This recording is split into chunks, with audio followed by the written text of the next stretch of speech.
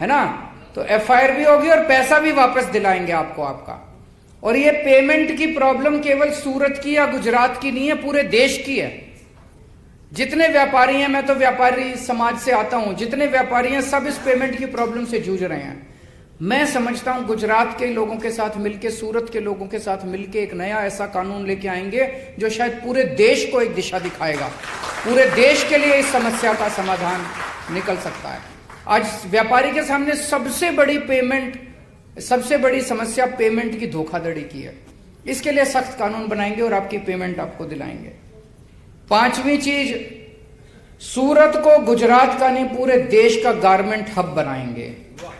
एक नया integrated textile park बनाया जाएगा जो पूरी तरह से एक्सपोर्ट ओरिएंटेड होगा। उसमें आपको तरह तरह की सुविधाएं दी जाएंगी।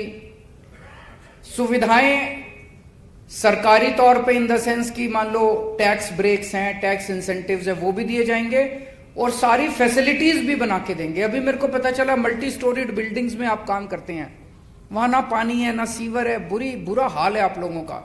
इसको सारे को मॉडर्नाइज करेंगे, पूरी सारी समस्याओं का समाधान निकालेंगे। आपको पानी भी देंगे, सीवर भी देंगे, बत्ती भी देंगे, सस्ती बत्ती भी देंगे, सारी सुविधाएं दी जाएंगी ताकि हजारों बच्चों को रोजगार मिल सके, खूब प्रोडक्शन हो सके और देश को डॉलर के रूप में एक्सपोर्ट इनकम भी हो सके। छठा, एमएसएमई का बेनिफिट आप लोगों को नहीं मिलता।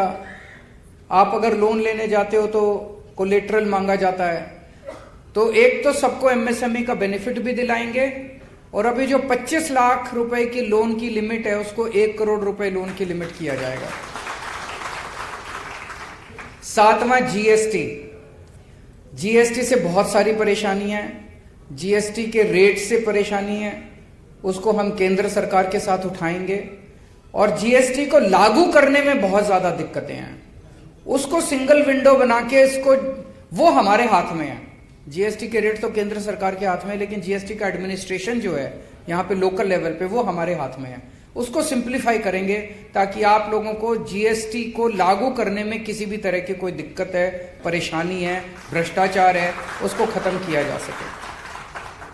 आठवीं, बेसिक इंफ्रास्ट्रक्चर दिया जाएगा, जो अभी मैंने कहा आप लोगों का बिजली, पानी, सीवर, ये सारा इसका इंतजाम किया जाएगा। नौवां, बिजली के रेट बहुत ज्यादा हैं, इसको बिजली के रेट आप लोगों के लिए सस्ते किए जाएंगे। और 10वां, दिल्ली में हमने नया एक्सपेरिमेंट किया, door step delivery of services. जितनी भी सरकार की सर्विस, आपको ये जान के ताज्जुब होगा, दिल्ली में हमने कई सारे सरकारी महकमों में ताला लगा दिया है कि अब यहां आने की जरूरत नहीं है। हमने एक नंबर दे दिया 1076, ये दिल्ली से ही काम करता है, ये यहां से काम नहीं करेगा। आपको दिल्ली सरकार से कोई भी काम हो, आपको कोई लाइसेंस लेना है, आपको किसी भी तरह का काम है, आप 1076 पे फोन करो, वहां से आवाज आती है, जी आपको क्या काम है, आप अपना काम बता दो। फिर वो कहता है, जी आपको, आपका ये काम करने के लिए मैं आपके घर कितने बजे आऊं।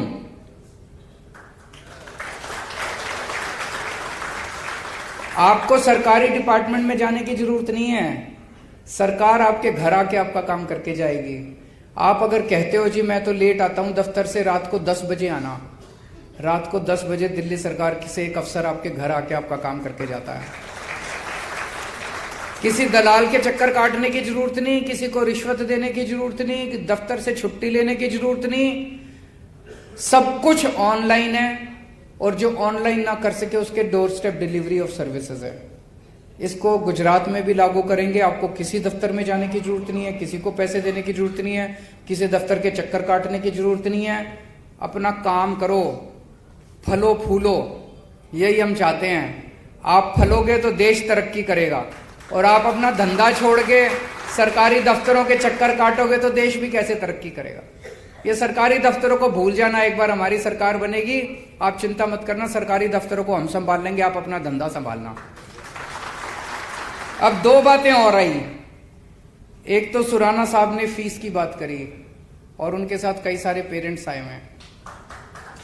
आपकी बात बिल्कुल सही है सुराना साहब, सारे स्कूल खराब नहीं है प्राइवेट, लेकिन अधिकांश स्कूलों ने गुंडागर्दी मचा रखी है। बहुत ज्यादा गुंडागर्दी मचा रखी है।